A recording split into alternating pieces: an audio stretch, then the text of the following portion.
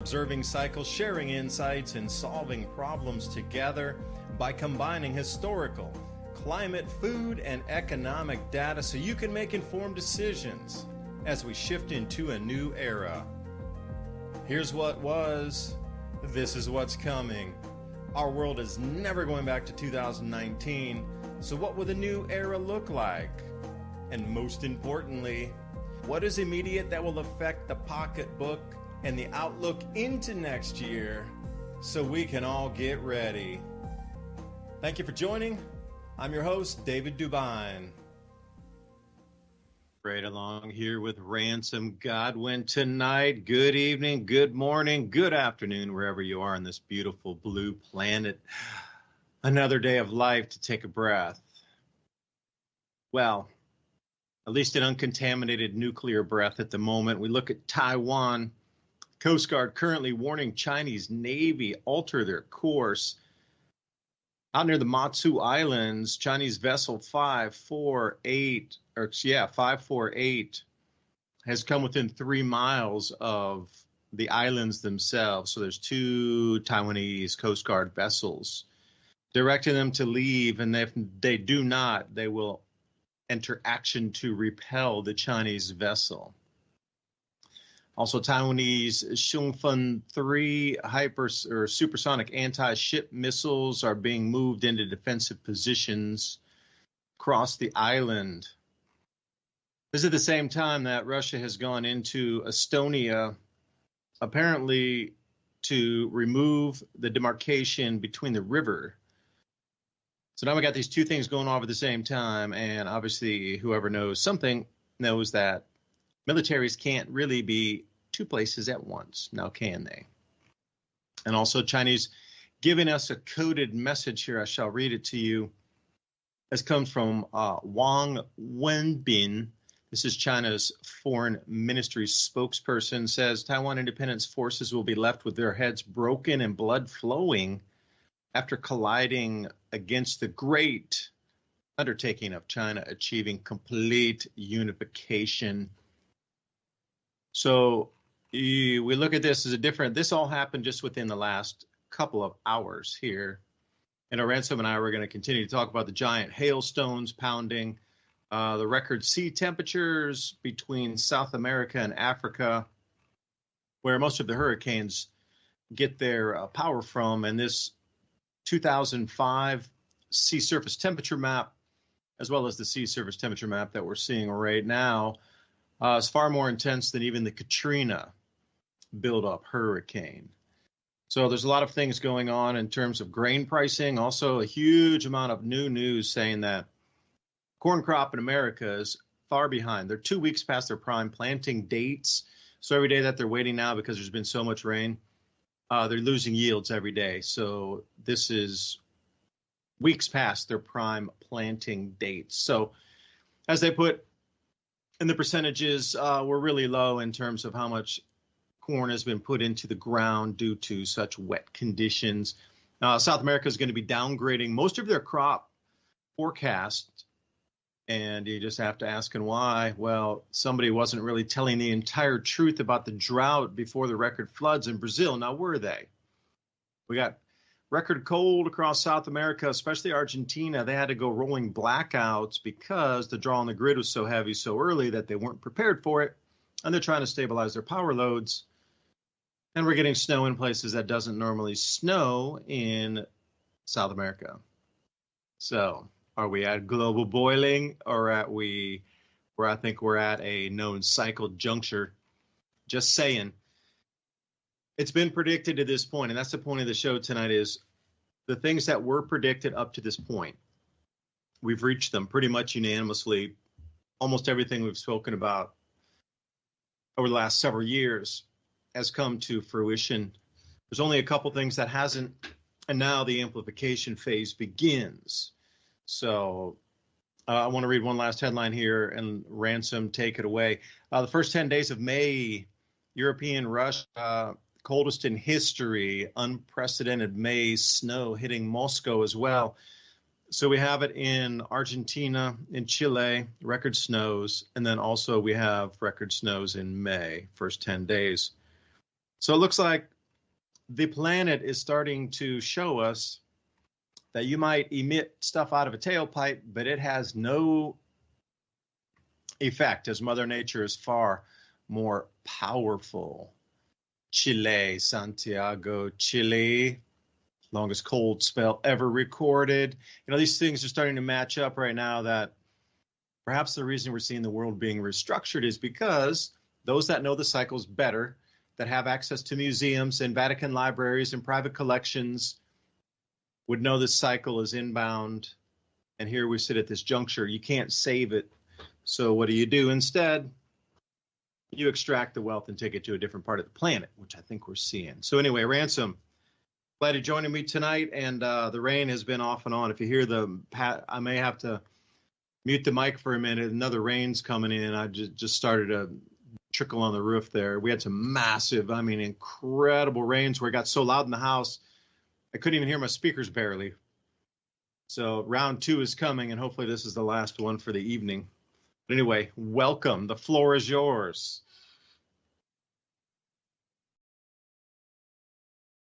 Awesome. Yeah, it does look like, as predicted, just recently, just last week, we were talking about heads of state, the Duke Ferdinand effect, I guess. And, several went off in a row. You got the guy that got shot 5 times, and then you got the Irish anti-globalist MEP that almost, met his assassin, and then and then bad weather for the Iranian guy. Or is it the video that's floating around with the missile tagging it? I don't know.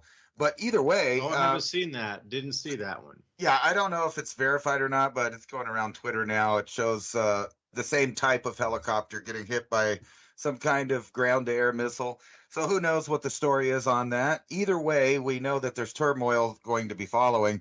A lot of people don't realize Iran is a very shattered population from north to south, different sects of the same religion. There's different internal strifes going on there, so no telling how that's going to turn out internally. But on the outside, you can see the regional war expanding right out, and it won't be long until the regional war to the north of them on the other side of Turkey meets the regional war to the south of Turkey, and those kind of turn into one thing. But yeah, this the Chinese thing, I don't know if they will. I think it's a bluff this time. I totally think it's a bluff. However, maybe they were hoping that Taiwan itself might do something that they could use for a justification. But I really think that this is just, a show of force, because they're doing all kinds of stuff. I don't know if you saw the article, and this is another thing that we predicted, that this year would be the year of the robotic wars with robots on the field. I was saying that they were already there between China and the United States, but now we're getting to actually see them. And so they have lethally leashed. China unveils robot dogs of war with machine guns mounted on their backs, which is another thing I predicted as soon as those dogs came out, that someone would, put some weapons on it. And, within the month when I predicted that, some rich kid bought one of those Boston Dynamics robots, and he put a Nerf gun on it, demonstrating exactly what they were intended to use for. Of course, the company said, "Oh, how dare you? We would never use our products in that way. That's just abhorrent." But of course they are. They sell products. Everybody's got them now. So China had a test run with its newest military edition robot dogs equipped with machine guns on their back. They even put leashes on it, I guess, for that added, dystopian look. The machine gun robo dogs are going through drills for 15-day exercise called Golden Dragon with Chinese and Cambodian troops. Isn't that nice?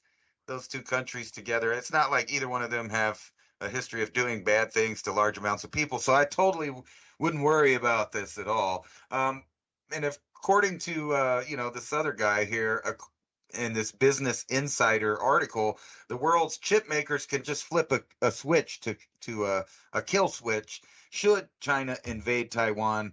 According to this, they're saying that the chip makers can just, flip a kill switch, which might want to interest you further on what they can do to you. Now, as far as other predictions, I think it was only 2 weeks ago that I kind of was harping on the idea that we have machines, technologies, learning machines, AI, connected to sensors that can read your mind, literally and figuratively, if you count the image generation that can also come from the mind. And then they announced within the same week, guess what?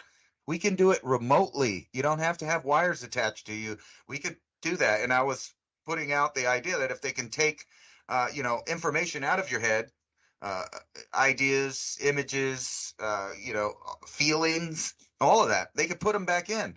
And according to this Sun article, which is kind of tabloid, but they've been pretty right too, actually, Chat XPT or GPT, China builds Xi Jinping AI chatbot to control thoughts, politics, and actions. And of course, it's going to be blocking U.S. citizens from being able to insert data or check out what's going on because they don't want other people. And I see this for the future of the entire world. Each country is going to slowly shut off the flow of information.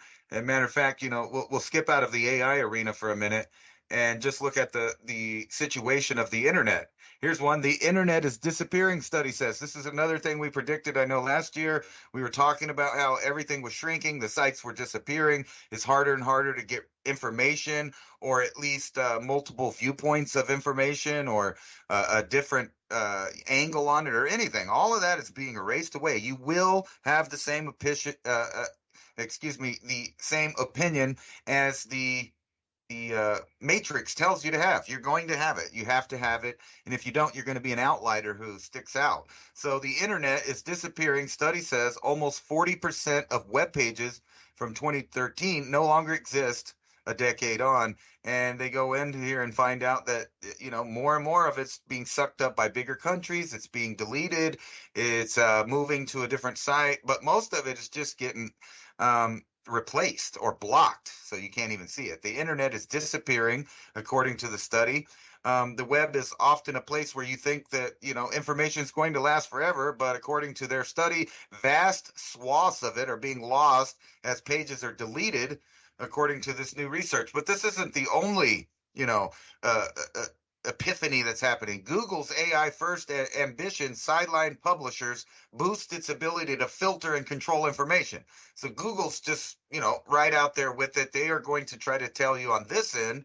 And remember, Google and China have been in bed together for quite some time. So the ideas that are coming out over here are the same ideas that they're enacting over there. So if you're tired of censorship, there's very little places that you can go now. That's what's happening. They're all conglomerating power. So you can say goodbye to cloud anonymity as well as new U.S. regulations demand user identification.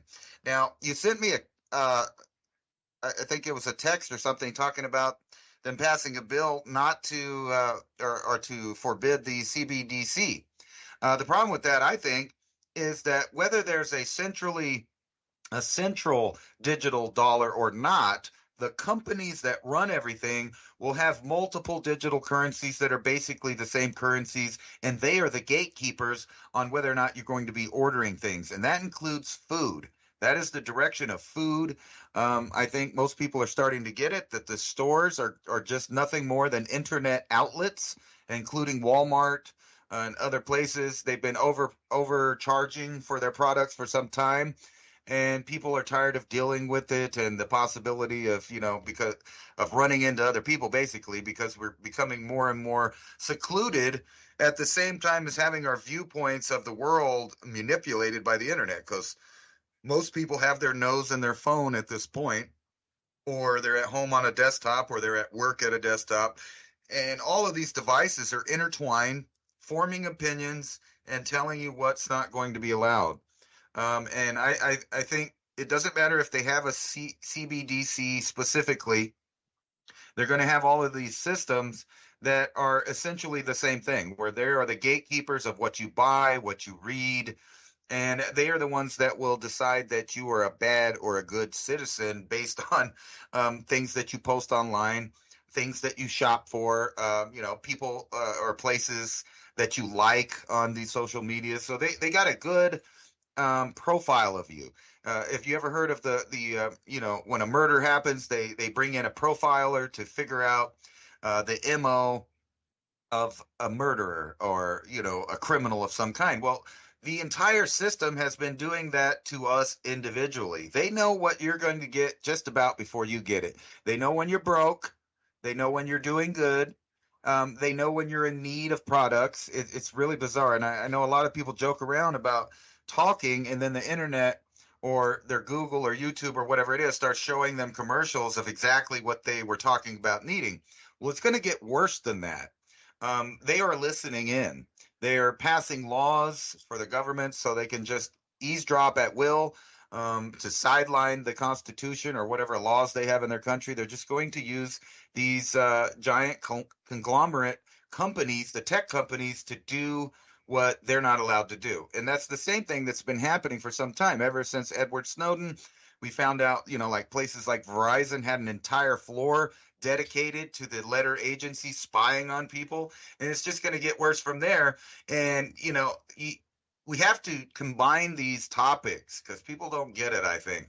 So we're talking about robotic warfare. We're talking about the first stages of governments using robotic in policing and warfare, which means eventually those are the kind of squads that will be knocking on your door about your Facebook post, or whether or not you're hoarding food or hiding food, or whether or not you traveled outside of your zone without permission. Yeah, I know that sounds all far-fetched, but everything else is lining up along with these predictions.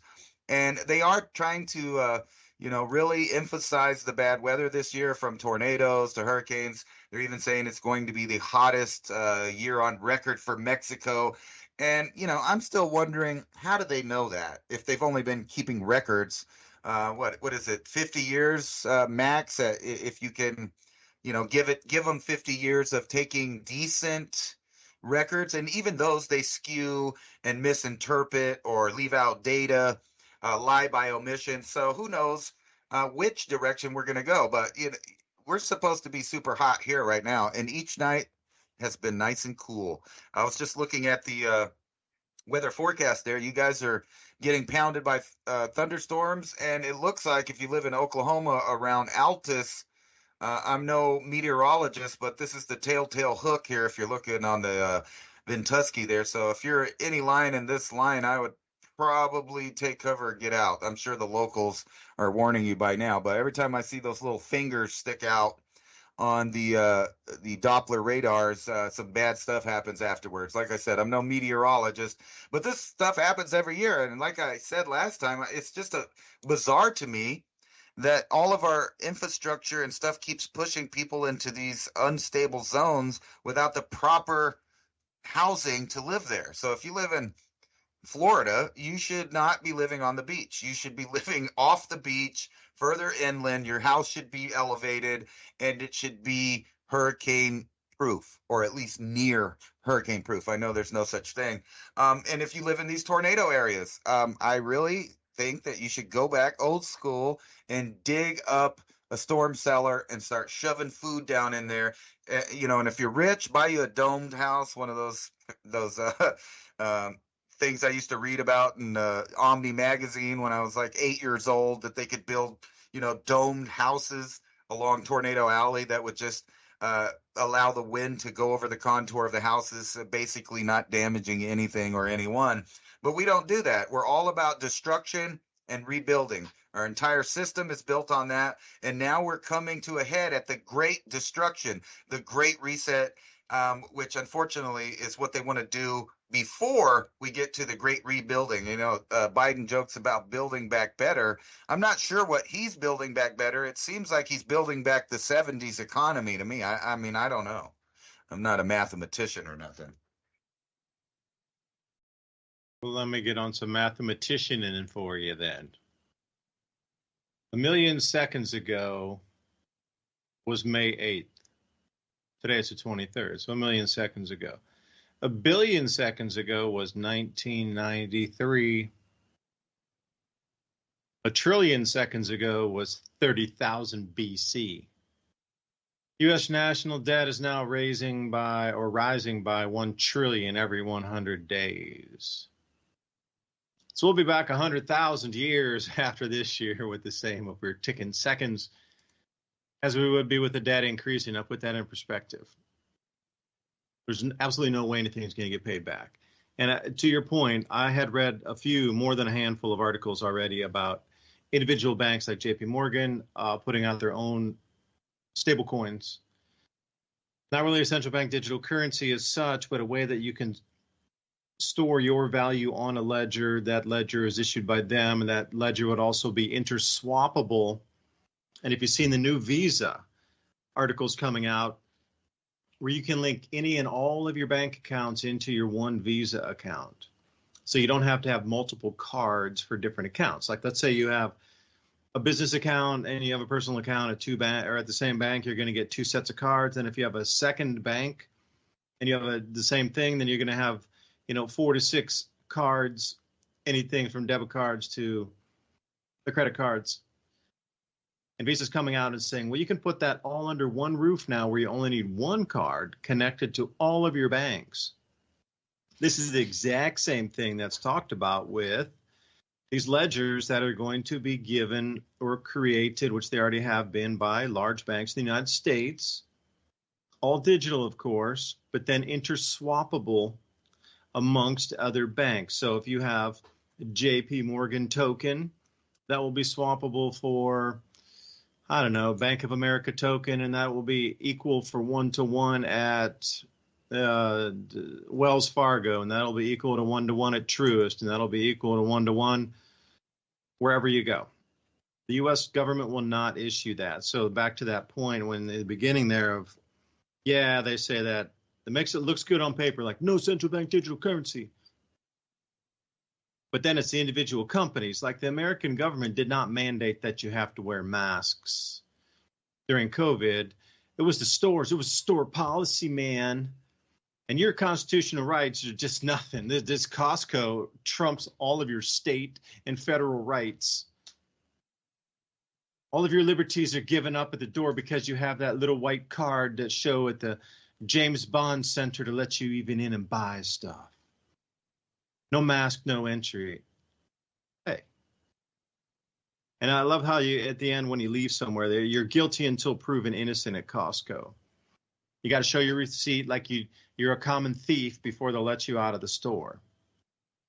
That's one thing. Guilty until proven innocent. You might as well go communist regime style in Costco. So they're going to leave it up to the companies and the banks to issue their own, like I say, tokens, 1-to-1 and equal to $1 value, and they will each individual issue your own. There's been a huge, go to the Bank for International Settlements. I mean, everybody talks about, it's a conspiracy there. You never find it. Bank for International Settlements put everything out. You just need to take the time to read through the droves of PDFs they put out monthly. But inside there, they're very clean. It's on the table. You just don't take the time to read it, or most people don't. It's out there. And everybody thinks it's some kind of giant secret discussed with dudes smoking cigars around tables in hidden rooms somewhere. It's not. It's all out there for you to find. How do you think Ransom and I talk about this all the time and get the general trend correct most of the time? It's because they've already told you what the end plan and result will be. And you just have to follow the breadcrumbs of their action plan and accomplishments of, or milestones reached in that plan. If they're going to have 12 steps to get you there, they've already outlined the 12 steps, and all you would do is look through the news feeds to see which step has been accomplished, and you'd know that, okay, they reached milestone number 2, like they said they would by January of 2024. All right, well, then the next milestones are going to be hit in June of 2024, and then January of 2025. And they mark you down the road, what they call it, a roadmap for a reason. And if you follow these roadmaps, you absolutely see where they're taking everything. And unfortunately for us, the roadmaps all lead to 2025 and everything's live. I really haven't seen anything pushed out further than June of 2025 before all these programs are live. So really, it's like a year plus a little bit. And I do want to bring you back to the semiconductor chips. Yeah, there's backdoors in there. Understood that everything has a backdoor chip for all. And that new creepy recall thing that's coming out with Microsoft, they've admitted that when you're using your Word documents, if there's hate speech or some kind of things that are considered offensive, they can remove your license and delete all of your files off of your computer and render all of them just blank again, based on what you're writing in those documents, in those text documents. Also on Skype, if you tick a bunch of the boxes after, I think, the third offense, they can remove your Skype account just for what you're saying or what you're writing. So this recall thing where they're going to photograph your computer every 1 second to give you a build back of what you looked at, who cares? But obviously they say it's encrypted and going to be stored on a local device, but that's BS. There's going to be backdoors into that as well. It's already planned. Every 3-letter agency has backdoors into everything. There's backdoors into the PCs. There's backdoors into the phones. There's backdoors into the satellite communications. There's backdoors into everything. So if you think that the recall is just going to be a total thing here, now let's back to the semiconductor chips. Now, this is an incredible statement coming today, and all of things that you mentioned here, because I follow Willem Middelkoop. He's like one of the #1 junior miner investors for not only, well, it's more on the precious metal side of things and also copper and industrial metals. But he's probably one of the best in the world, but I follow his feed.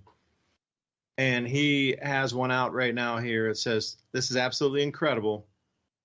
If you're under the illusion that China has very little progress in semiconductors, listen to what Philip Wang says. Now, and I didn't know Philip Wang, so I had to look him up on net. He's a chief scientist at TSMC, which is the main #1 semiconductor producer in Taiwan, and a legendary professor of electrical engineering at Stanford University, undoubtedly one of, if not the world's leading scientific figure in the field of semiconductors, period. And even everybody else who's in that field is like, yep, this is the #1 guy. Just like everywhere else. If you look at Vitalik Buterin, an enormous amount of people in the field will go, yeah, Vitalik, same thing with this guy right here.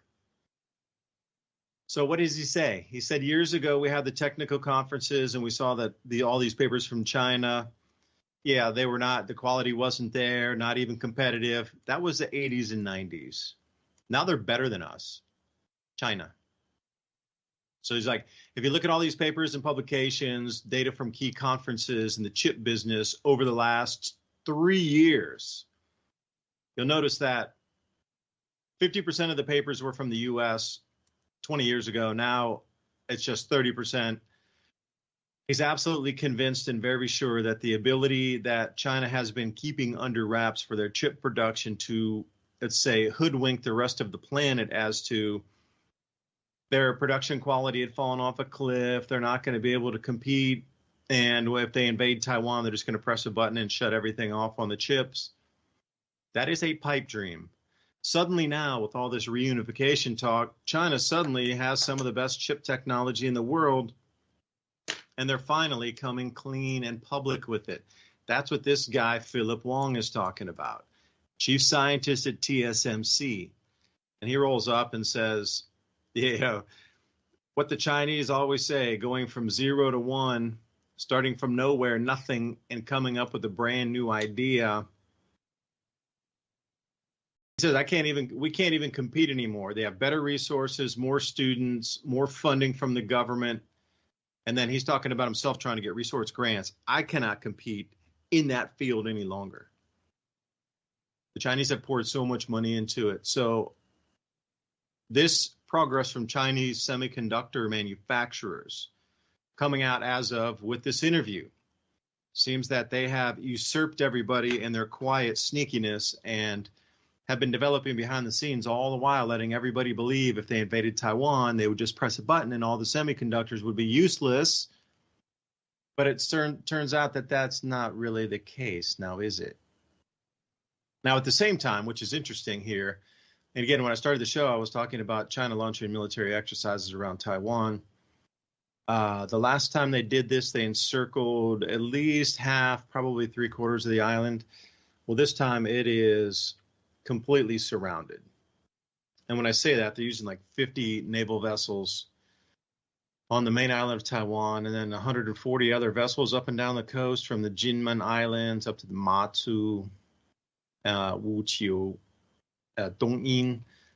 They've all come within a few miles of these islands, which is, well, considered invasion space, literally within a couple of miles of the islands. Usually they would stay off and not really be so provocative. But with Russia going across into Estonia and changing the river boundary markers, and this occurs in the same days, and you have to realize in Taiwan they just had elections. So Tsai Ing-wen is on her way out, and as this new government is forming itself, passing laws at midnight when nobody can read them, it's becoming quite strange in Taiwan too. Is like there's politician infighting because they're trying to pass a bevy of laws without reading them first, and then suddenly they pop up on the books where if one of the governmental, just say Green Party and Blue Party, so it doesn't really matter which is which.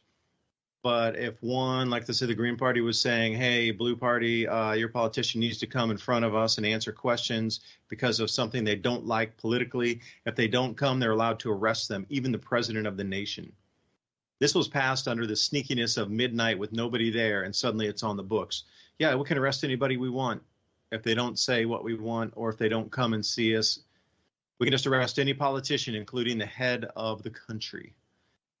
So this is all just within the last couple of days with the change of government. So all these like stealthy imprisonment laws have been passed.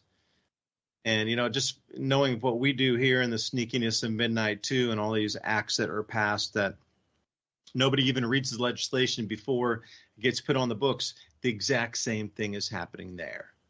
So the changing over of the government, and China is like I said, I read you, they're going to bloody the heads of anybody trying to resist over there.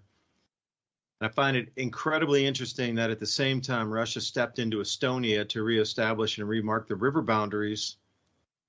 So can a military take on two mighty superpowers at the same time? That is more the question. So, and moving these supersonic anti-ship missiles into defensive positions, obviously somebody knows something. That's what I would say. Now, the ongoing Taiwanese Coast Guard, Chinese Navy altercation, this could very well be the thing that kicks it off. If somebody gets fired upon or there's a collision out there, it's absolutely going to intensify from here. But here we go. Defense Politics Asia. This is a site I do follow that's over on Telegram. Just came through with a few more updates here. They're talking about some Ukrainian capture. Oh, yeah. China pushing Taiwan with joint exercise SWORD 2024A. So they're completely around the islands. Now, Ransom, I didn't send you that, but let me see if I can drop you the links over there.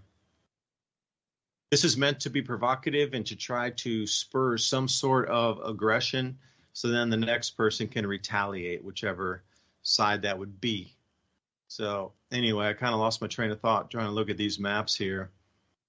But it does seem that armies are now moving into positions. And I know, Ransom, you and I talked about this. This is another thing I want to say. You need to go back about 8 months or so. And we said for sure that as soon as both sides would be bogged down, that when Russia took the next step to get in either full invasion into Ukraine or periphery nation to bog down NATO and America, that the Chinese were going to move on Taiwan. Well, you can listen to several of our broadcasts. Me and Ransom talked about this, just to have a double-fronted war. And suddenly the Dwight Eisenhower, I forget, was it Dwight Eisenhower disappeared?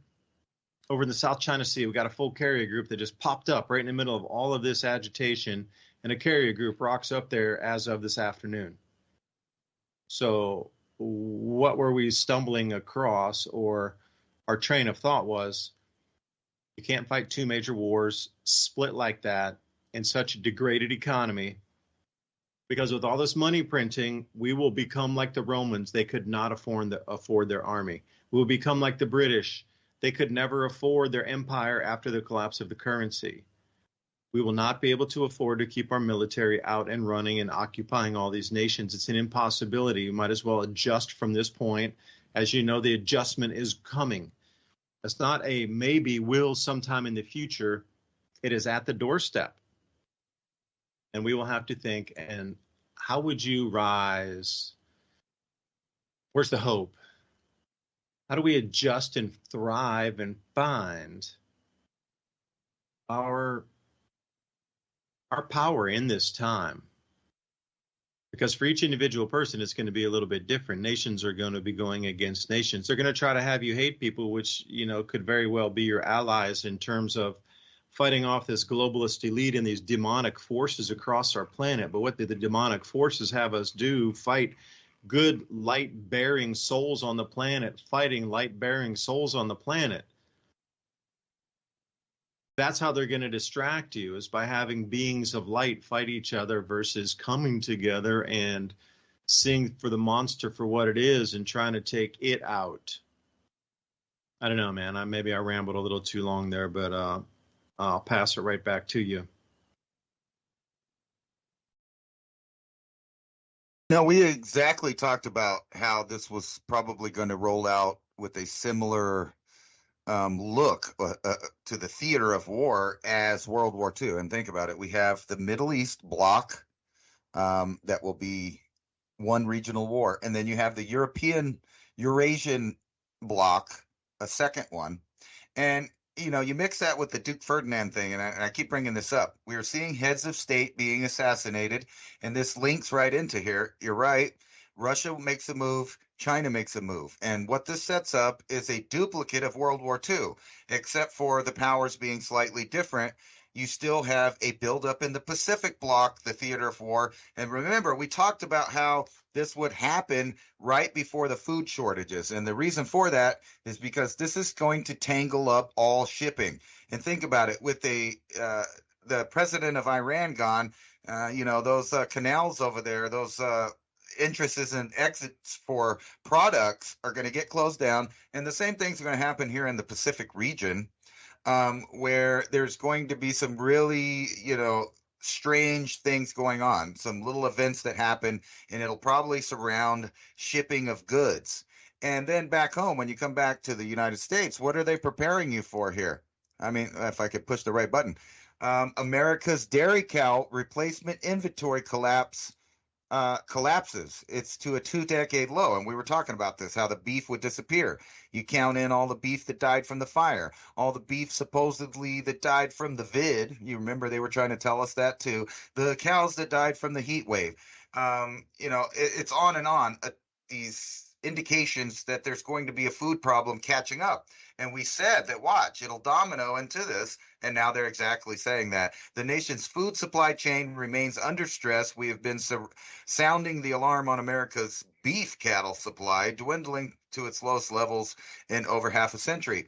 And just read the headline. They go together. America's dairy cow, specifically, replacement inventory collapses to 2-decade low. Very next article here. Bird flu is more widespread among dairy cows, sewage tests suggest.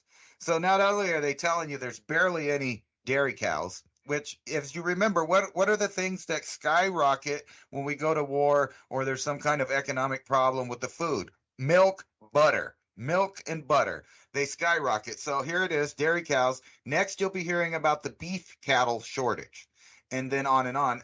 And here's a good one, and this is kind of out there, but this links into what you were saying.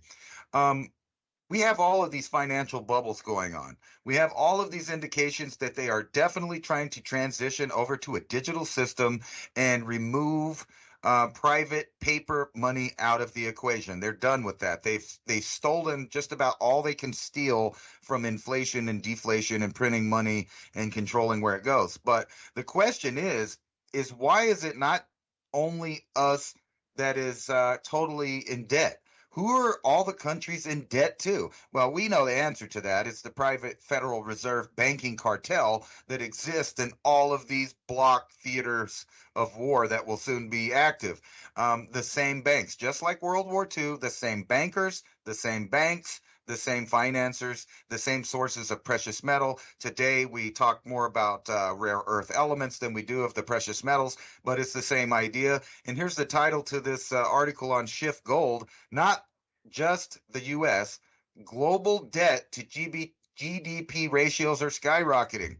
So the question is, doesn't it seem like the entire world is in need of paying rent to someone? Who is it that the whole world owes to, right? And if the banks are just collecting that debt for us, who are they paying? And it kind of goes back into the gold and the silver collection and now the rare earth elements. And yeah, they are trying to tell you, don't worry about it. We got backdoors in those chips, which bring me to the next point. I'm sure you've seen, you know, in recent year, we've seen some pretty far out there stuff like birthing facilities where you just grow the baby in there. We know that's a sound technology. So really all they need is permission to do that. But then on the other hand, here's this one. Let me reload that for viewers. Wild footage shows AI robots transplanting heads onto brain dead bodies with life-saving brain bridge tech, right? And undoubtedly, they're going to have some kind of nanotech or hardware to implement and offset the trauma of those surgeries. But don't worry about it, because Musk's brain chip is to be implanted into the second patient. And I'm still putting to you that this is some kind of archaic technology that they're just using as kind of a more non-threatening version of what they really intend on doing, which is merging biology and technology completely. We're at that singularity. It's about to happen. But according to this article, Neuralink is planning to extend its trial to 10 people this year, allowing them to interact with the computer using their thoughts. Now, keep in mind, we were just talking about how China is going to implement AI to try to control thought. We've talked about how technology is at the point where it can not only manipulate, but control information that's inputted and outputted from the human brain.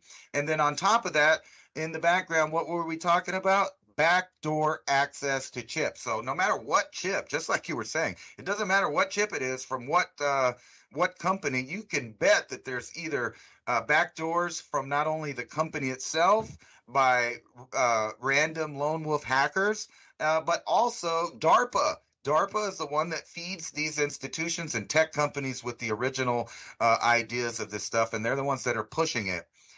So you would think that they also would have a backdoor into it. So we're talking about a mix-matched web of random AIs and technologies that are, kind of octopusing their tentacles together around the world. And in all of that, you have multiple ways to destroy that system. So that system seems very vulnerable, and we're at the spot where we can actually manipulate the outcome of this, just like time travelers. Just like if you have a baby and you allow that baby to live, it's going to grow up into a human being. Well, the same thing is true for these programs, robotics, and initiatives used to spy on stuff. So this world's top chip maker can flip a kill switch. May be true in a way, and like you were saying, it may not also be totally true. But I found some other interesting ideas here that kind of relate to that. Here's one from Barron's Wall Street Journal associated platform, and they're saying AI completely relies on mass surveillance. So that means if you're not connected to the system, and they can't spy on you. But that's okay because they've planned for that, and that's why you can't walk outside today anywhere in the Western world just about without complete control grid surveillance. I cannot walk outside of my house, and I live, relatively far outside of the small city that I live in. But even out here, they have gunshot detectors, cameras on every corner, not to mention the back doors to all of the devices in everyone's possession. They are everywhere. I'm sure that everybody that is looking at a phone right now has 3 or 4 obsolete phones, probably in a drawer or a closet somewhere, a couple of tablets that don't work, and several devices that, guess what, can be powered remotely, whether they're charged up or not. That's right. They have that technology. The question is how soon will it merge? Has it already happened? Are they just warming us up to the idea, or are they still building the infrastructure? And I would say that both are almost true. They're still building the infrastructure, but at the same time, it's not complete. So where does this go from here? I think what they're going to be doing is trying to convince you that you don't need to eat and that it's your fault that there's not much food because of the bad weather, and the bad weather's because of you, and you overpopulate, and and it's just going to be a constant beat over your head session from here on out about how humans are bad.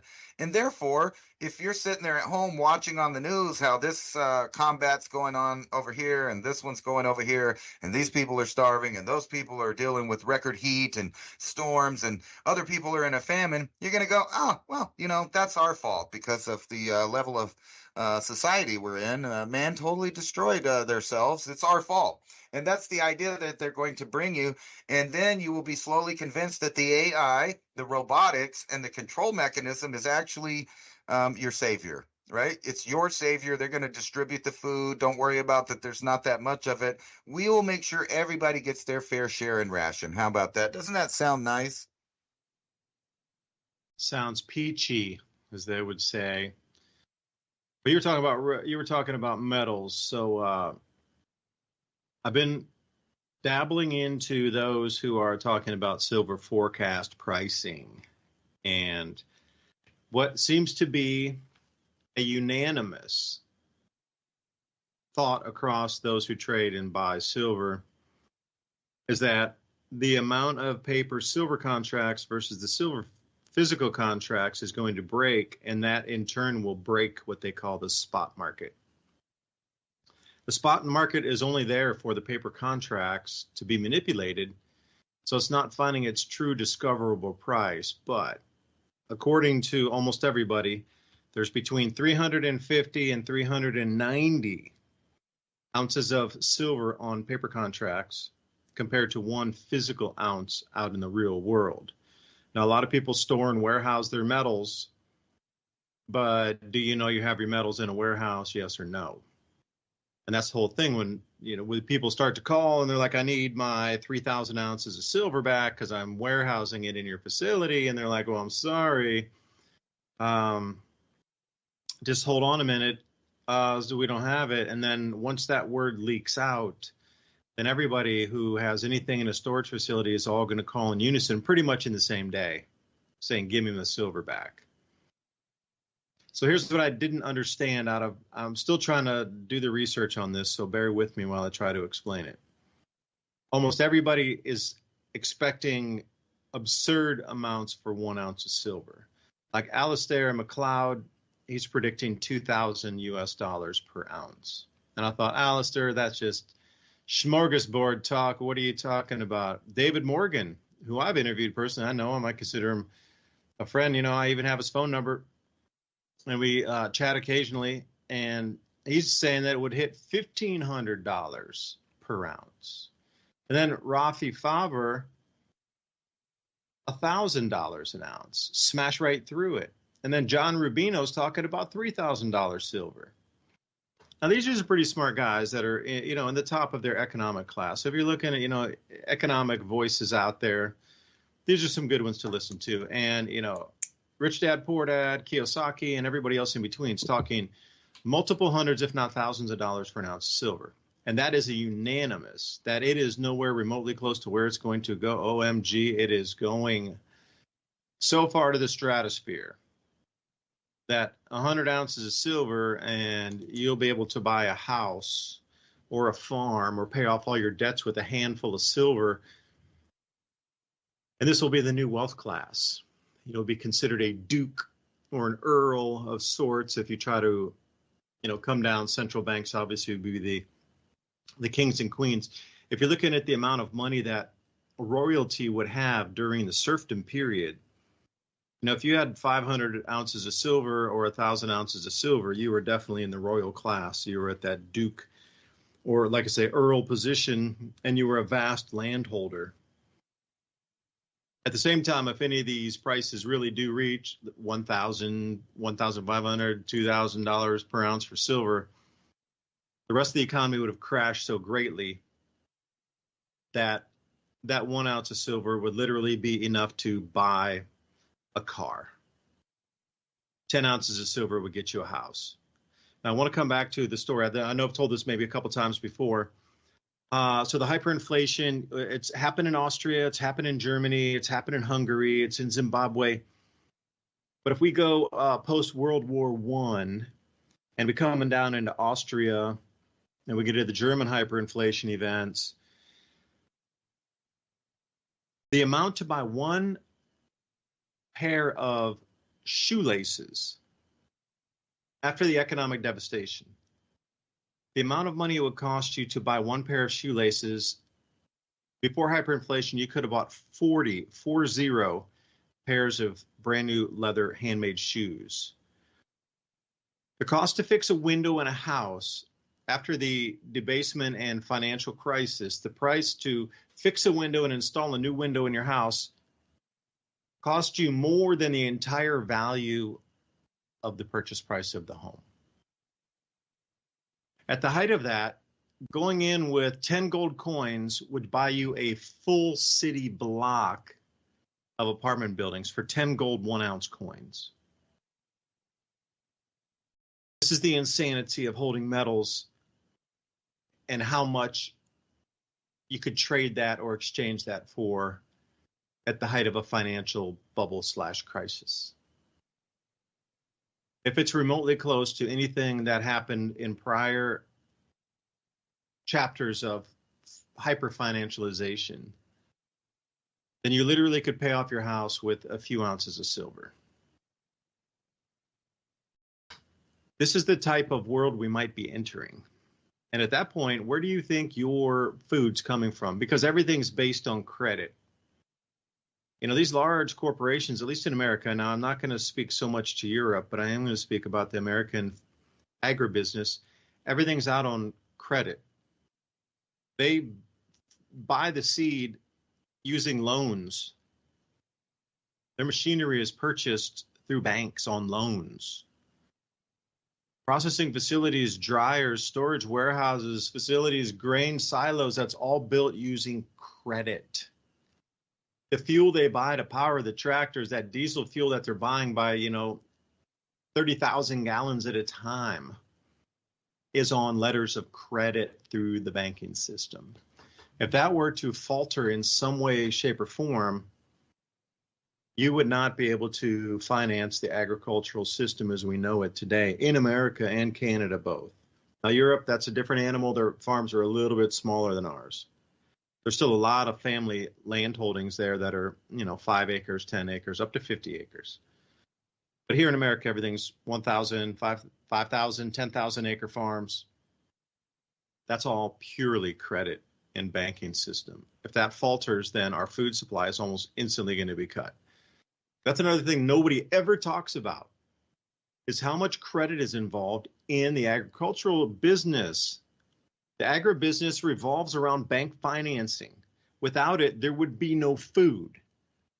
If they were going to pay cash for everything they needed and their insurance premiums for everything they had to insure, there's no way any farmer could ever operate except at the gentleman's farm, 20 acre, 50 acre level. That would be maximum. And that would mean you have to have a decent paying job enough where you could just pay everything for cash.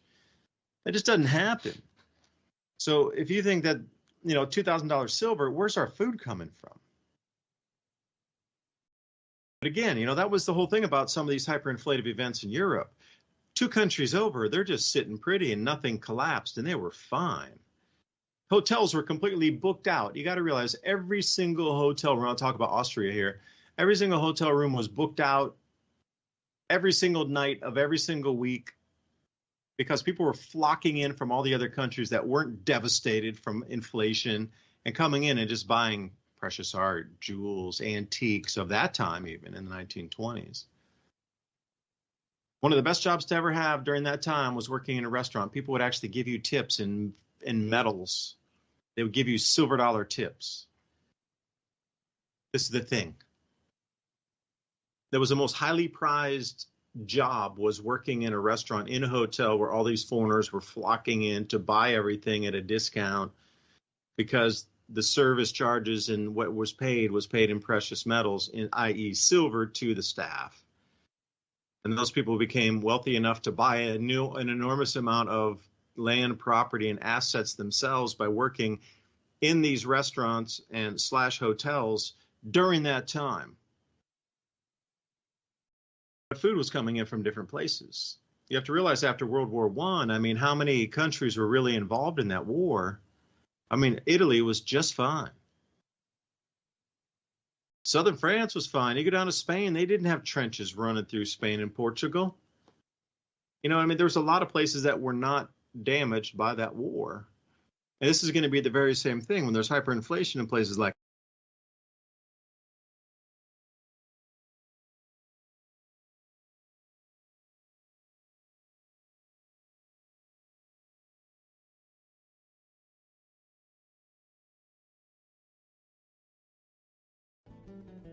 because they're unaffected by In it. Europe, this is commonly Would they not known charter as an the airplane in Justinian with 100 period, other people named who all after had the gold coins and wanna Justinian come in and buy plague, up America? and is believed to be Of the course they first would. appearance of the Black Death in Europe. Meanwhile, in the Mayan Be right back Empire, after the things break. were Dave looking DuByne, bad. Ransom Godwin here, Researchers taking have you through the second realized hour. that there is a Choose 100-year dividend tax. gap in the civilization's productivity starting in 540, suggesting a dark age.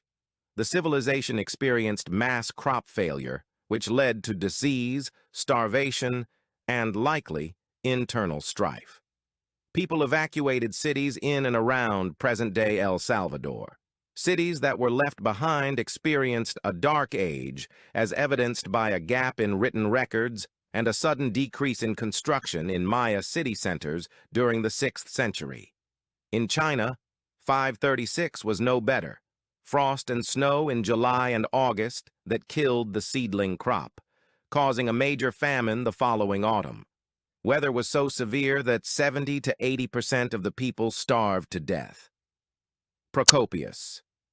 The sun gave forth its light without brightness, like the moon, during this whole year, and it seemed exceedingly like the sun in eclipse. The sun was dark, and its darkness lasted for 18 months. Each day it shone for about 4 hours, and still this light was only a feeble shadow. Michael the Syrian. If such an event happened today, and crops failed over a significant part of the globe for several consecutive years, then once again a large percentage of the world's population would face starvation. Thankfully, unlike the peoples of the worst year to be alive, we don't have to worry about not having food to last. We have My Patriot Supply. And right now, you can save $200 on a 3-month food kit with ADAPT 2030. Adapt and stay prepared.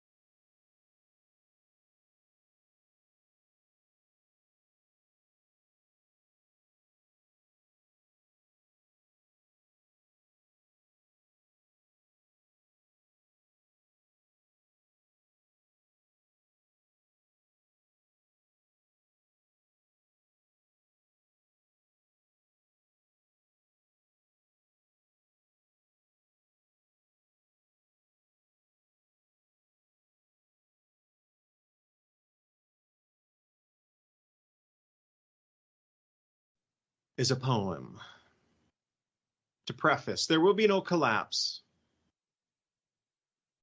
The way some of these people think it will be. It's not going to be like the movie Dawn of the Dead or whatever, Red Dawn, where one day suddenly SHTF and prices skyrocket and everybody begins to riot in the streets. It's going to be far more insidious than that. Let's read the poem The Hollow Men by T.S. Eliot and see if you understand this and if this kind of reflects modern day. So we're in the late night hour. I'm just going to smoothly and cleanly without emotion read this and just reflect on it for a moment, that this was written a very long time ago. And how did this person quantify, personify our modern world so cleanly? It's spooky, actually. But again, T.S. Eliot. You'll just notice that every day, simple things will become a little more expensive. Everyone's home and apartments will get a little bit smaller. Your work hours, they're going to get longer, but your pay will decrease. You'll see family and friends less and find that in that time you care less about them.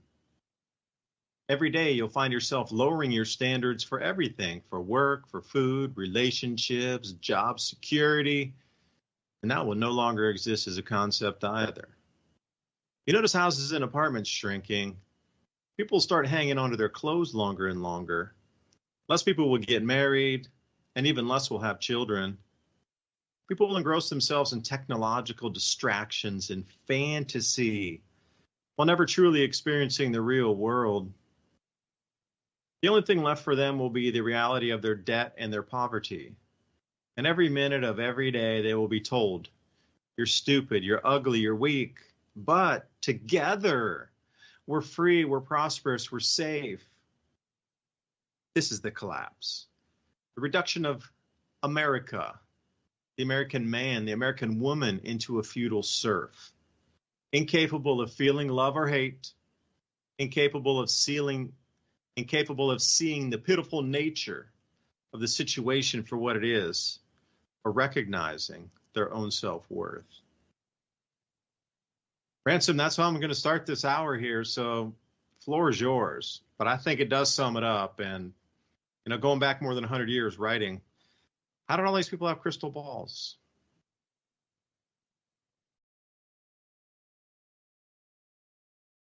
Well, a lot of the artists, not artists, I guess, I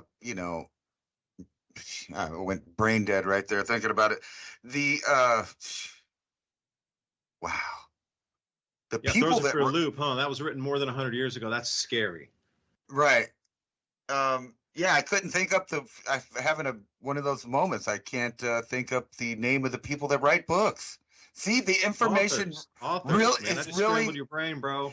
That's where I was going. But yeah, I had a total brain fart and couldn't come up with that word. All of the old authors of most of these books, like 1984, just about all of them, Soylent Green, they were in the circles of these elite eugenicist type groups that had these ideas. So it's not like they didn't know where things were going. Indeed, they warned us where they were going in great detail. And it has to boggle your mind how they exactly knew. Like 1984, for an example, they described television, radio, media, all of it just perfect the way it is right now.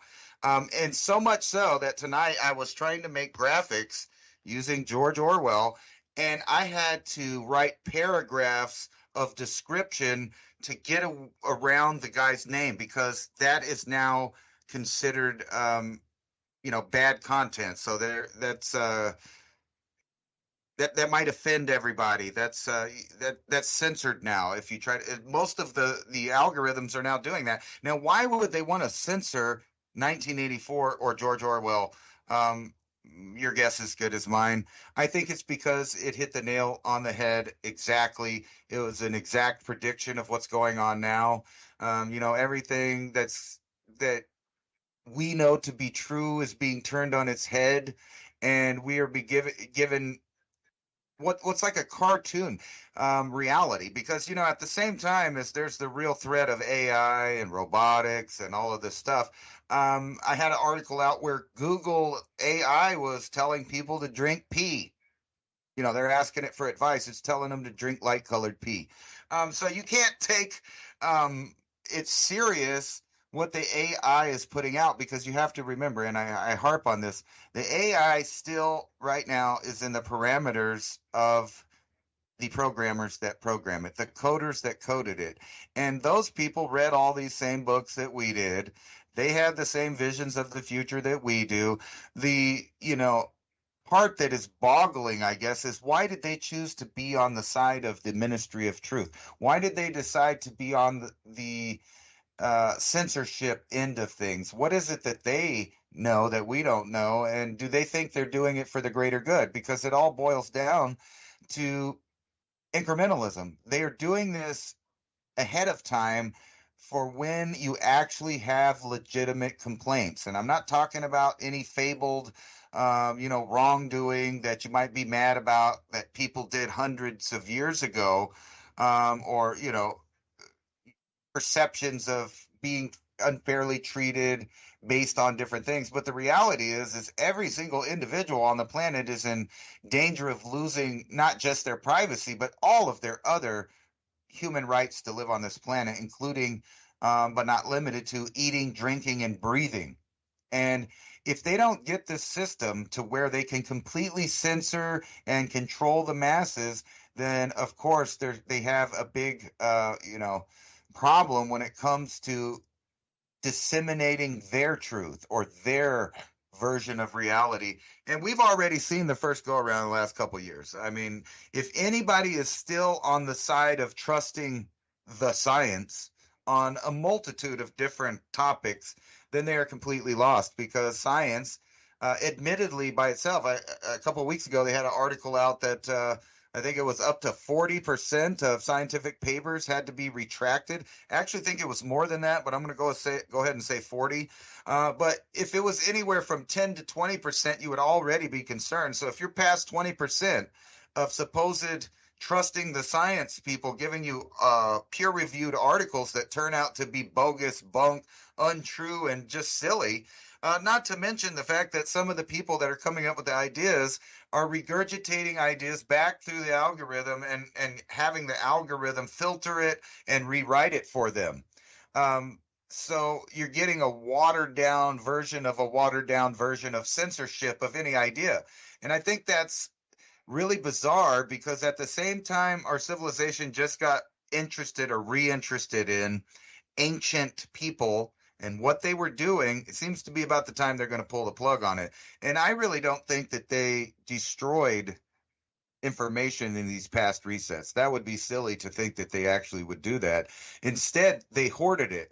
You imagine what's in the Vatican? After the Library of Alexandria burned, do you think they really burned all the good books?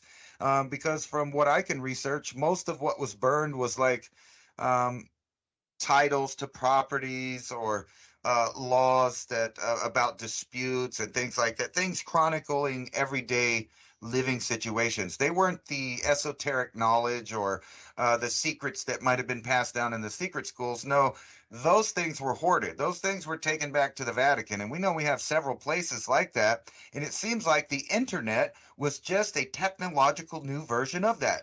But this time they built they built the library, and now they're burning it down. Now that they've acquired all of the knowledge that might be out there, they didn't know was out there. I mean, think about that. If you have copies of things that have been banned or destroyed or memory hold, and then you pop them back up on the internet, well, they know where you're at and they know who you are, and they know there's still copies of those things out there. And that's exactly what happened to the internet between 1990 and 2015. They mass gathered data. That includes all the data was out there. They know exactly who the people are that put out that stuff.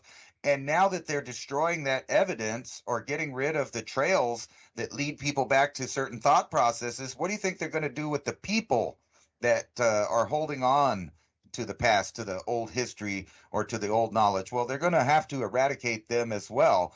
That's not a problem for the masses, though. I mean, if you watch any kind of social media that puts out the way things are day-to-day street life in cities across the U.S., you'll see that culture is gone, civilization is collapsing, and we are in the idiocracy. I would put Mike Judge right up there with Orson Welles in predicting what it would be like in just a few short years later. I mean, really, we are there as far as the idiocracy point of view of it, from the politicians that they represented on the movie to the average Joe's intelligence and how they live their life.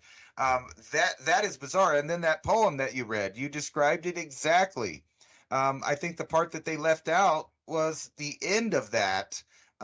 Is to get rid of all of those people that are linked to their devices and stuff, because they've now created an entirely sedentary, lethargic populace that not only is not in shape, but they're deficient in nutrients, and they're either underfed or overfed, but neither groups are usually healthy as far as exercise, nutrients, vitamins, and things like that. And in the past week, I've seen at least 10 articles saying that if you go outside and you enjoy the sun, you're going to have a heart attack. That the odds of you having a heart attack greatly reduced from sunbathing or hanging outside. I don't know about that. Every time I go outside for long periods of sun, work or leisure in the sun, yes, I feel a little tired at the end of it, but afterwards you feel refreshed, healthy, energized. So I don't know what they're talking about. So everything's on its head. They're telling you things like good food is bad for you, but bad food is good for you. Sunlight is bad for you, but staying inside glued to a blue light source is good for you. And then you'll have conflicting articles, of course. So they have it so construed and convoluted, the information available out there. There's no telling what actually is a conspiracy theory and what's not when you compare reality to predictions. And I would say that our predictions over the last couple of years were right on the money, and we're right there, short of nuclear bombs popping off. And God forbid that happens. But if it does, I'm convinced that that's not even a big deal as far as the Earth goes. I'm really convinced of this now, the more I look at it. 2,000 plus nuclear warheads. Another thing that we've mentioned over and over again, they've already exploded these in the upper atmosphere, in the ocean, on the ground, in the ground. And guess what? We're still here. So that tells me they could take out 100 to 1,000 cities across the globe, completely get everybody locked down in paranoia, fear, and that would be whenever they would pull out their big card that probably no one's expecting, or maybe some people are expecting, is the admission that extraterrestrial life is out there, and it's possible that either we need to go out there and find out about it, or it's coming here. And even the religions are swinging that way, and it tells me that it's all fiction. They want to pull the plug on it, and there will be an indoctrination afterwards. And if you're not part of the indoctrination, you're going to be a target. And I think the message that they're going to be sending people is that you must be connected at all times. You must be connected to them for safety, for direction, for truth, for any information or knowledge that you have. And those other people that are saying things and doing things, demonstrating know-how, they are the reason that the last world got blowed up or destroyed. And think about that. With all of the other things that they blame on the average citizen, don't you think that if they had a massive nuclear war that they would propagandize that to somehow blame the average Joe for the reason that happened, because we're so greedy and we're destroying the earth? I think that's where it's going. I don't know how much more you can predict. We're either going to go in a good positive direction, which I think there's a slim chance of that, or a very negative one. And that negative one, for the short term, I predict that we are going to have a South China Sea incident, which is going to stop shipping and increase the food prices for the United States, with some additional incidents in the Middle East, which will hike gas prices to unreasonable stuff. And right now in Mexico, speaking of Mexico, they're all worried about having their hottest year ever. Their gas prices are soaring in Mexico right now, and they're a good indication of what will happen here shortly. Well, happy Thursday to you too. You know, like, oh, insanity rules the day. What can we say? I think it would only take 5 to 7 cities, Ransom, sacrificed with low tonnage on that, low megatonnage equivalent. The spook factor would be enough. 5 cities, the one, okay, people are like, man, you're so angry. And then all of a sudden, if it like there was one and then 2 countries launched 2 at each other, that'd be 5. And then if another 3 came over, okay, we got to stop. That would terrify the world, would it not? Just see, it wouldn't even need to be 10 cities of major Paris, New York, London, etc. I bet nothing in the Middle East will get hit, though, because that's where the new finance center and all the new debt is going to be restructured from. So when you look at expendable areas on the planet, it's not everywhere. Please understand that. It is definitely not everywhere. What would you need to destroy the old debt system? Well, you would need to destroy, like the Hall of Records, like you said, where the financial centers around the planet. If you're telling me that everything in the Twin Towers was wiped out from, I forget which bank it was, there was an enormous amount of insider trading that went on before that happened. And then those very computers of the server database that was able to trace who made those trades back during that time was destroyed when the towers came down. So that entire system of data, or that entire stock market running operation, was in that building that came down, so there was no record of it. So think about Library of Alexandria, the same thing. You would bring down the Hall of Records, would you not? Now, Hall of Records to data centers, bank mainframe databases. What cities would they go after?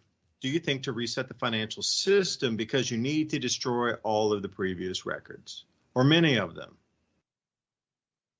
And if you don't have it on paper, like if you don't have that, any of you that trade stocks out there, if you don't have the actual stock certificate issued in front of you and in your hand, you don't own it. Your brokerage is acting as the intermediary for that. Now you're giving them the right to hold it in lieu of you. You can hold on to something long term and say, hey, I want my Coca-Cola shares. Now I'll scroll them off and send them to me, and then you're the physical owner of them. But nobody does that. There's fees and everything with it. So what would really be out there to be reconstructed? Your precious metals, okay, any stock certificates you had, the deeds to your homes, etc. If you had that.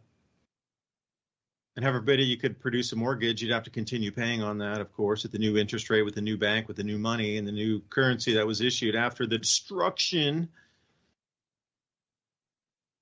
It's all a big loop. So when you're looking out, resistance is fertile. You're going to have to grow your own food. But what's that intermediate step between erasing the banking system and erasing the Hall of Records in our modern world and leaving it just a complete destroyed wreck of itself? Because I like to travel, and I've been to a lot of places around the world. I'm a history buff and fan. When you go into these older places, I'm talking like Roman era, Greek era, etc. It's just piles of rubble and stone. Very, when they reconstruct it, then it looks cool. But if you go to a real site where they haven't really done much reconstruction, a little bit of excavation, and there's some, foundations around and columns, and you could actually see where the cities might be, or part of it had been. It's just literally piles of rubble. And that's what our cities would turn into. It's just literally piles of rubble. I mean, there was something there. Yeah, you could reconstruct it maybe. Well, why'd you go to just explain the story and here's the foundations from it. Some of these places like Petra, when I went in there in Jordan,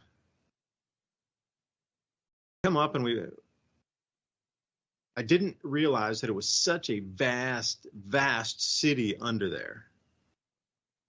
When I say under there, I'm talking about in the wadis and down in those canyons. Like, it's not an above ground city. And when the Hittites controlled that place, is across, border, or not across border, but an intermediary place for trade to go in any direction, like a hub, a spoke in the wheel, right at everything was shooting out from there. They controlled vast swaths of wealth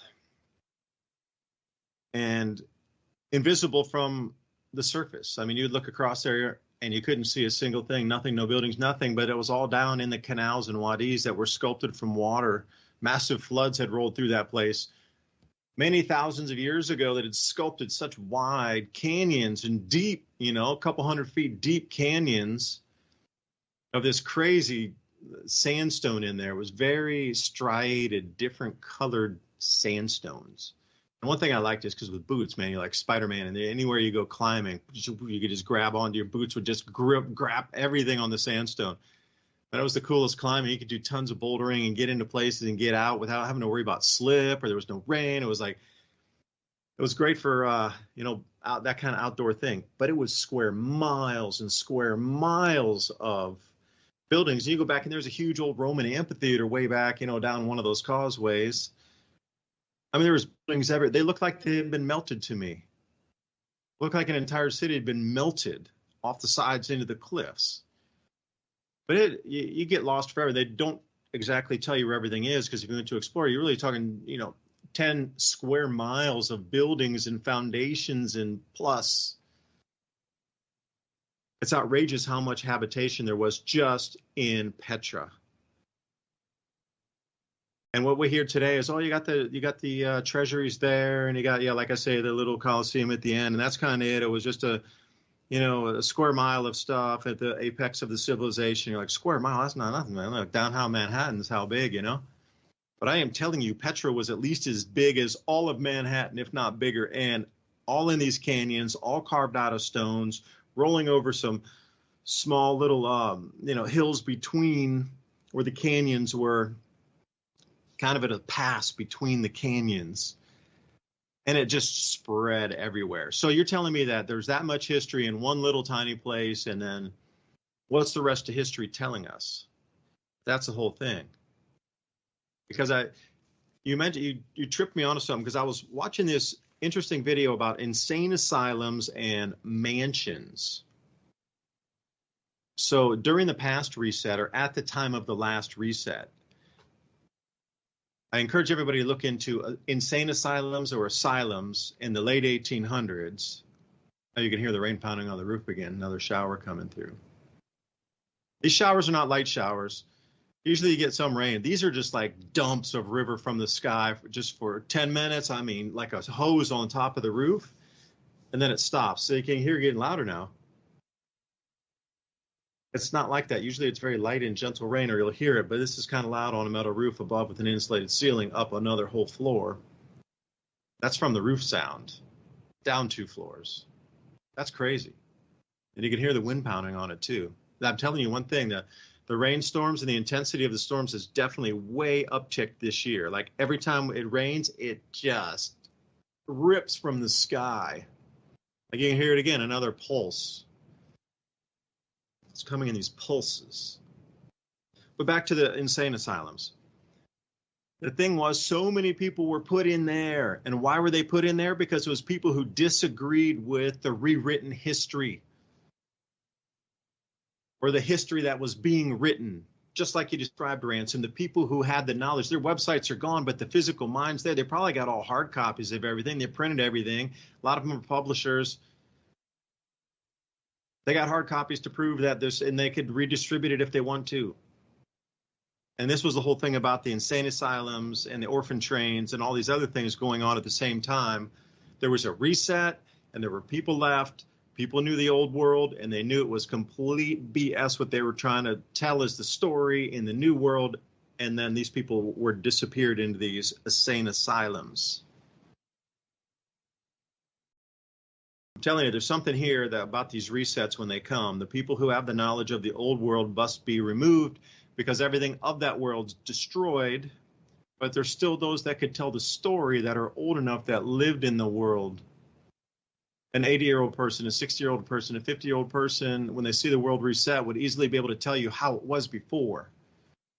And that's wrong, what they're writing there. That's incorrect. And that's the world we sit in. So anyway, I do agree with you, Ransom. There's a lot of stuff in that reset package that's coming forth toward us. Actually, I think you figured out the main backbone of the greatest transformation of wealth ever. If you think about what we were just talking about, missing files, missing information on 9/11. You think about that now more in terms of the internet disappearing, right? And if they could convince the majority of people that have assets, wealth, to buy into digital currencies, and then the entire system gets wiped out. At the end of that, papers, like say the whole grid went down, and maybe it didn't really go down, but they're saying it's in effect null and void. It doesn't work. We can't trust anything. And then you're going to have people, like you said, with those actual copies of stocks, bonds, deeds. And guess what's going to happen? They're not going to accept them because they can't verify whether or not they're legit, because none of the services that scan them for being fakes are available anymore. So that would boil down to who has actual precious metals and gold to trade or items. So on the low level, we're talking down here, we're trading food and tools. But on the big level of ownership of all things, only certain groups are going to be able to participate. Those groups that have the majority of those stockpiles of gold, silver, iron, nickel, platinum, etc. They are going to be the number one source of money, and those are the same people that own it now. So after the everything goes down, so to speak, digitally, how could anyone even prove they had any money? Well, you know what? They'll be there to save the day by giving people rations so that they could go on. But the bulk of the wealth disappears. It just disappears. How can you even prove that you had money in a digital system if that digital system is no longer active or functioning, or has allegedly been destroyed by the sun or by hackers or by a rogue nation? You could take your pick of boogeymen on why it would happen, but if it did happen, it would boil down to people that had precious metals and property to protect as the only source of wealth, right? Everybody else would just be lost out there, and they'd have to figure out barter or depend on some kind of entity, a government entity or a charity entity to just eat. Because most people do not own land, and most people do not know how to grow food, and most people actually do not know how to hunt or clean or cut the meat without getting sick. They don't know what to eat that's wild. I mean, all of these things are going to be basically lost. The good thing is there are millions and millions and millions and millions, probably billions of hard copy books still in circulation. So unless there's a major book burning or some kind of move to illegally, and I can see tricks come about. So they have the right-leaning people wanting to ban certain books, rightly so, for what their contents are, at least in the elementary schools. But I could see that being spread out later to include any other books that they wanted to get rid of. Maybe home gardening, maybe an electrical book to teach you how to do your own electricity, because you can't do that without a professional or the government's permission, or at least you shouldn't get caught doing it, or you'll get in trouble, because that's happened to me before. I've done all kinds of electrical work and no one ever knows. But if they so happen to catch you doing it, you're going to be in trouble. You're going to have to pay fines. You don't have a license. You didn't go to school to learn that. And then, think about that. People's degrees and them, things like that will be worthless without a place to actually confirm that is legit. And think about all the background checks, all the murders being solved. It really is a nightmare if the new digital Library of Alexandria gets destroyed in some way. And one of those ways is the purposeful destruction and takeover by super entities that have AI and algorithms that can censor in real time. And now we're at the point with deep fakes of not only audio but imagery. Literally, you can't believe what you watch on TV. You could see something happen on TV that looks completely legit, that was completely AI created.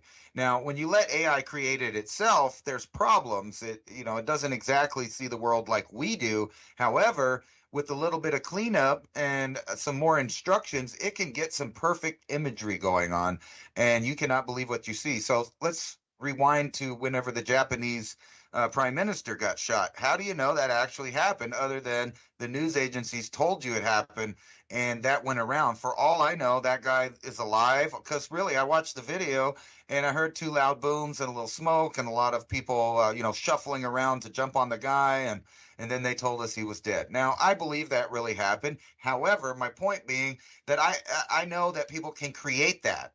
That means they can create any kind of event that they want to happen, and the majority of the masses will believe it. Now, thank God right now that we have stuff like Twitter and the instantaneous transfer of knowledge right now, where there's loopholes out there. There's ways to get information across, and that has been the balance to the disinformation. But when you're getting into a point where now the providers of internet have algorithms that can take down content before it's even uploaded, because it knows what it is. It basically can scan what the content is before it even gets uploaded. And then you have real-time editing, which we've seen at the Super Bowl and other places where they fixed people's singing voices, or they altered out something that was there. And now people are even wondering if, when they're watching these sporting events, are they even actually watching something that's happening? Because there's a lot of digital artifacts and other things like that are making people question, and for a good reason, because the technology exists to change what you see right when you're seeing it. The scary part is I've been expanding this thought out, and I know this really doesn't have nothing to do with nothing, but it's a little woo-woo. If we have the technology right now to peer into one's mind and see what's in there, and we have the technology to manipulate their feelings, emotions, and things based on information that we show them, then imagine it, you fast forward that, upgraded, into the future a little bit, and it's easy to see that humans could do it. But what about extraterrestrials or artificial intelligence that are using that? The idea that if you look into it, the way the human mind works is when you look at things, you're not actually seeing 100% of what you're seeing.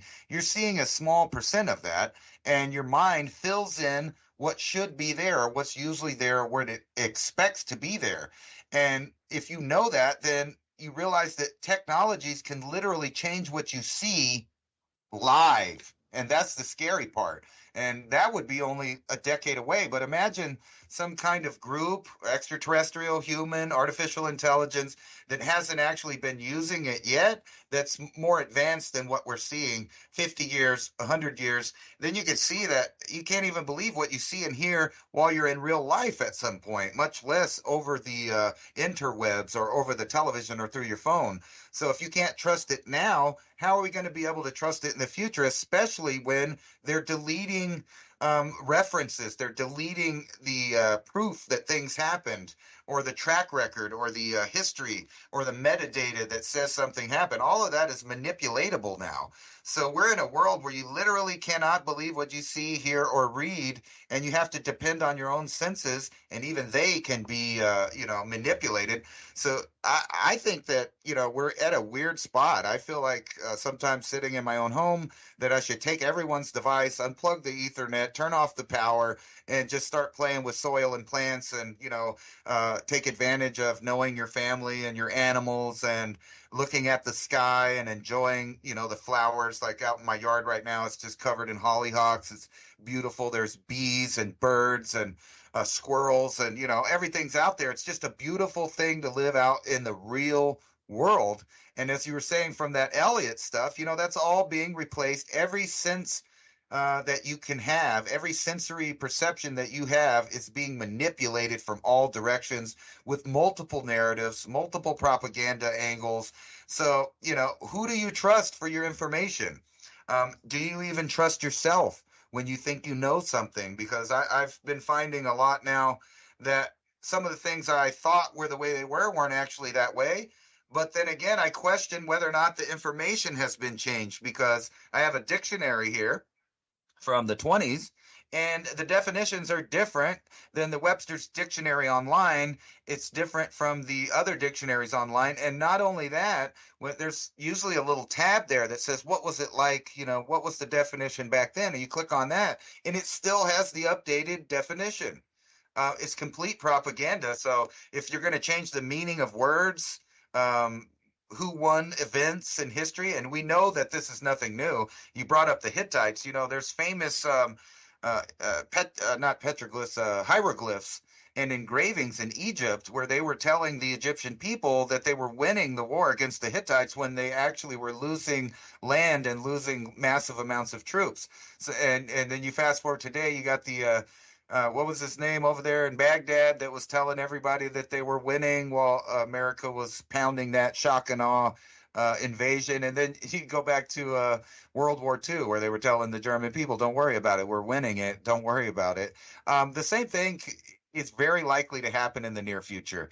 And you combine that with ideas like the Gulf of Tonkin and 9/11, and who knows how we're being manipulated. Like you were saying right now, there seems to be a plan in the background, even with the Chinese and the Russians, where they're showing one hand that they're doing this, but there's some kind of large strategic plan in the background. The question is has our side of this been sold out? Are we just playing the loser card that was given to us so we could play out our role in the formation of this new world government? Play out your role as a debt slave and a serf, nothing more than a cog in the machine.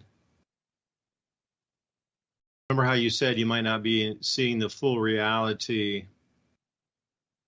Dionysian glass, or Dicinian glass, is that how you say that? Dicinian glass. Because I do remember Kilmer screens in the movie They Live. So I'm wondering, Ransom, have you been able to find any of these Dicinian glass sunglasses anywhere? Or do you know where to find any of this glass? Because I would be interested in peering into the other dimension that this opens up. No, I don't know, but when you eat enough mushrooms, things look a little different. So I don't know if that counts, but they definitely tweak the world around you, and you can see the universe breathing, or at least allegedly. That's kind of what I'm talking about. Just like a compound, the sources of authoritative information, which is a new term from just the last couple of years. There's no telling what they're telling you, and everything they tell you so far turns out to be wrong just a few short years later. I would suggest that people go back like to 2000 and then read what the conspiracy theorists were writing and saying, read what the mainstream news was saying, and see who's right if you fast forward to today. And I would think the conspiracy theories are batting 100 right now. Oh, yeah, at least, right? Everything that our entire reality is built on is the construct of what were those glimpses of the future of shadowy bodies coming together to try to control the human domain and humanity itself. There's only so many chess moves that can be accomplished before you come back to zero again, and we've run the cycle. I'm totally in agreement with you. There's only two things that can be left: alien invasion and nuclear war. I think the nuclear war would come first. And secondly, the aliens would come down and say, humans, stop the nuclear war. We're here. We've always been here. You just gone too far this time. We're here to save you. I can absolutely see that. And that would be but all these smaller steps in between that are the underlying currents of that. Because if you look at a stream or a river, you have that surface current, which you can see with your eyes. And then even going 6 inches down under the river next to the banks, there's a different current. And heaven forbid you go 10 feet under, there's a different current there as well. So how many underlying currents are moving along with the main narrative floating down the river? Think about the Mississippi River and the paddle boats back in the 1800s. Very dangerous to go up the rivers at that point.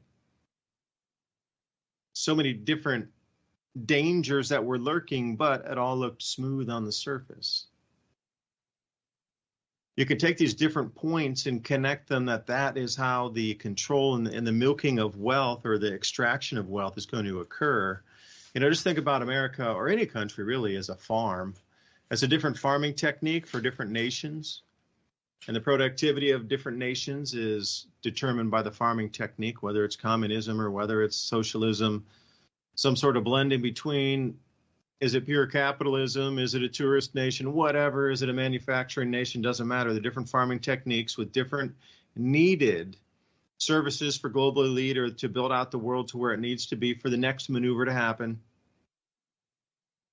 But each of these systems is allowed to work independently on its own for the greater, I guess, meshing of the whole. Can't have too many people too free. And that's the whole thing, is with the amount of nations, if you go around the world and you look to see the control mechanisms and governance structures of individual farms called countries, I don't really ever think there's been on this planet where every person was completely free to use their mind. Because if you're in a communist state, think about North Korea. Are they free to use their minds as much as we are, or some others? The creatability, they don't even know there's much outside the country itself. So for them to come in with different manifestation capabilities, it'll be there, but it'll be a limited, narrow range compared to 100% possibility. And how many of these other countries are borderline that? So how many, through the historical record, how many times has this planet been completely free for humanity to manifest? And that would include kicking the leaders off if they become too dark. So think about the system being designed from the ground up. You know that humanity, even if they're not united, their minds can still manifest. So you put different, like I say, thumb screws on 20% of the population. You hobble the other 20% of the population. Like 100% of humanity is never allowed to think freely. Farming techniques are such. America is going to turn into something else. This farm is being transitioned right now. It's being tilled under, for a better term, if you're going to talk in agricultural terms here. It's going to be replanted with a new crop. Now, what that is, it's going to be a different farming technique for those who reside here. And just the same, there's more fertilizer, there's more impetus, there's more debt, there's more money going into other places that will spur it and create a new system over there. And obviously it will have to be much more free. There'll have to be the rule of law. People will have to know there's a future to work toward, and those areas will then prosper, like taking care and putting compost on your flower bed. The world has always been under control, and I just wonder, how long this has been. People can say 6,000 years, the Sumerians, the legends, etc. But you go back 400,000 years, and yeah, okay, that's down. What, Credo Mutwa and those we're talking about in Southern Africa, about the gold mining from the Anunnaki, that's only 400,000 years. Even at that time, do you think people were free to manifest around the world? You're under Anunnaki control. Do you think at that point, 400,000 years ago, people would be able to just do what they want? Of course not. Those things apparently were brutal. Like Roman legionnaires back in the day when they just went in, or the Genghis Khan armies and just wiped everything clean. So you'd have to go prior 400,000 years. And then who knows where that takes us back in time. Or control or technology would be the best things. I talked about it before. I really believe in, going back into, if you just study Indian texts, 23 million years old is approximately the date that they put humanity as we know humanity now here. So how much of that time has been under control? That's why I say you only get these glimpses and snippets of freedom across the human domain on 40% of the planet, probably 60% at best at any one time, because it all has to be under control. With that many humans everywhere manifesting and coming together intuitively, you would have to dumb them down with the food sources, the education system, the toxins in the environment, all the way down to the LED lights where it's blinking and interfering with your with your senses. And that's in the free countries. We're at this juncture right here where light and dark are, again, at this cusp. Can darkness swing? Can the light swing? We always come up to this point. We always have, always will. We're at this point right now where we're in the resetting phase, and the duality of what was, what is, and what could be, to quote Camel Toe. What will the outcome be this time? Or does it always revert back again? I'll say one thing. I saw this Black Mirrors episode, and it was about the society was set up where people would meet and they'd have a time clock, and they would, as soon as the time was up, they'd have to separate, whether it was 1 minute or 1 year or whatever. They were stuck together for that period of time, and everybody obeyed the clock. But once it rolled through and they're like, I just don't feel like I want to obey the clock. And once it came all the way to that point where they go, no, we're no longer going to obey the clock, the system completely reset, and it said it took like 1,122 tries for it to work this time, and then it reset back to zero again, like boosh, right back to everybody day one again. And how many simulations had to be run until that one pair or one person or whatever bucks the system and says no more, and then it resets. I think we're in this looping dynamic field of some sort of like technological consciousness, not infinite consciousness. Again, it's a false reality of what is. It's technological consciousness. Infinite consciousness comes from the creator. It's overlaying, interweaving with the system here. It's in front. I don't know, I was trying to go somewhere, but I really believe that this freedom of humanity, again, is being reset because the humans around the world are becoming too powerful with their minds again. So I think that might be the key of it also. It's not just the debt system ran it to its end.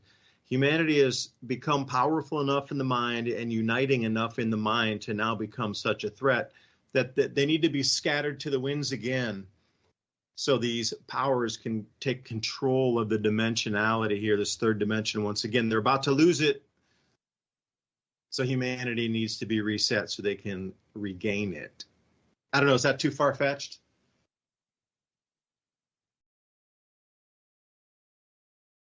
Not at all. And, I wanted to get your opinions on this article because this kind of fits into what you're saying here. We've all heard the Out of Africa story that basically says that modern humans came out of Africa around 70 to 100,000 years ago. The problem with that is that if you've been following finds of hominid species, you know that they go back a lot further than that. And with new genetic studies, we know that the story is completely backwards, or at least missing a lot of information. So according to genetics, sub-Saharan Africans came about 56,000 years ago, somewhere between 50 and 56,000 years ago, where Cro-Magnon, that already existed, mated with an archaic species. And we know that that same thing was happening in Europe and in Asia. The problem with that is that this throws the skew of when humans were around by a long way. So here's an article from the Daily Mail. 1 million year old skull found in China may be the Dragon Man. So they go down here, and if you don't know what the Dragon Man is, it's Homo longi, or also known as what do you call them? Denisovan. They're pretty much agreed that this is the same hominid. And this is the problem with the human species and the history of the human species. This mysterious ancient human-like skull, see, they say human-like right here, was found in China, may have been the love child of two different species. According to researchers, they believe that 900,000-year-old individual was a hybrid, part us and part Homo sapien, part Homo longi, a long-lost species known as the Dragon Man. Now, I'm sure that your ears and raised up just a little bit at the date of 900,000 years. Not that big a deal. What's a big deal is that humans are not supposed to be existing as far as modern humans, but they're clearly saying that modern humans mixed with this Homo longi 900,000 years ago. That's approximately 1 million years ago. I mean, give or take 100,000 years, right? So 900,000 years ago, humans were mating with Denisovan. And we know the same is true for Cro-Magnon because now we have new genetic information that says that we didn't just mix with them once or twice or three times, but along 700,000 years at least, multiple exchanges in DNA. The problem with that is that Cro-Magnon man, when tested, and most of those bodies are found between 40 and 30,000 years, the archaic DNA in Cro-Magnon was static for 50,000 years, meaning it stayed the same. It means he was fully functional for almost 100,000 years, or fully functional. I don't mean that. I mean, he was a fully developed human. And that goes back at least 70,000 years ago. They were saying they tried to keep you in that range. But this article right here is talking about exactly that. That would be Cro-Magnon and Denisovan mixing 1 million years ago. So they have no idea what the human story is. And you got to remember that these other species, although different species, were other humans. And not only that, all three groups from Asia to Europe, and I'm only going to include Cro-Magnon, Denisovan, and Neanderthal because we have the most genetic evidence, the most artifacts, the most bones. And we know that these three branches of humanity have existed for at least 1 million years, and that would insinuate that if Cro-Magnon man had a fully developed chin, that he was eating grain for hundreds of thousands of years for the morphology to change that way, which insinuates that farming is millions of years old, not 30,000, not 20,000, not 10,000, not 8,000, but more like at least 1 million years. And it might have been different. It might not have been large scale farming, but small farming, because they were definitely eating things that changed the morphology of the way that their skulls. But keep in mind that all three of these species had a bigger cranial capacity than we do today. All three of them had bigger brains than modern humans. Now, some people say that's due to massive mixing between all of the hominid species, that we have a balance of skull size, but it almost goes into what we're talking about a reset. It seems like there were at least 3, 4, 5, maybe even 6 different large cranial capacity species that existed on the Earth before the end of the Hunger Dryas. And this is probably when we get all these megalithic structures, Neolithic structures, and things like that with no writing, which kind of insinuates that these big-brained humans, all three of at least those main ones that we know a lot about, had some form of communication other than speaking or writing. So that kind of fits into telepathy and different things like that. I don't know what you think about that, but it is strange that they're just now, right when all the information's going to be, put down the memory hole, they're insinuating that, well, we were kind of wrong about how long humans were here, and there might have been, several different versions of humans, and several of them mixed together, and here we are today, and we don't know nothing about a whole 1,000,000 years worth of history right there, because this is directly saying that a human being, a modern human, and a Homo longi mated 900,000 years ago. And that means that there probably wasn't government around telling them what they could or couldn't do, at least in that area. I don't know. What do you think about that? Because this is one of many indications, along with genetics, that tells us that modern man has been around for like 1,000,000 years, if not 70, 100,000, 200,000, 300,000. We don't even know, because we only have the evidence of the last 100,000 years to really look at. But the more and more of these fossils we find, and then we get the DNA out of them, we find out that, hey, we've been around here for a long time. Different versions of us have come and gone extinct, had their own cataclysms, their catastrophes, and yet at the end, here we still are. In between here and there has to be the robot dog with a flamethrower on it somewhere. Don't know how that tech got all mixed up. I think that would have been at least 9 interglacials between then and now. So an interglacial, for anybody out there, is 10,000 years of warmth between ice ages on average. Look what we've accomplished in 10,000 years. We've built rockets, supposedly have satellites, headed off to Mars, and a bevy of other things. We've reached the ocean bottom. We've all done that during this interglacial. So if we're able to do it, then what did they do during the last 9 other interglacials? What kind of technology exists from that? I firmly believe Antarctica is or was the giant continent with most of the civilization. And if we're finding all these ruins and megaliths all around the world, those have been the satellite colonies themselves. So the main hub, for a better term, would have been on the continent of Antarctica. That's why nobody's allowed down there. Can you imagine the artifacts you'd be finding everywhere if that was the one area on the planet that was the main habitation zone for that previous civilization or the previous prior reset time? And everything we're finding from Egypt to anything in South America, Central America with the ruins, that's periphery colonies. Those are small second, third tier cities comparatively. Thanks for joining us tonight. Ransom Godwin, DuByne. See you next week. Resistance is fertile. Grow your own food.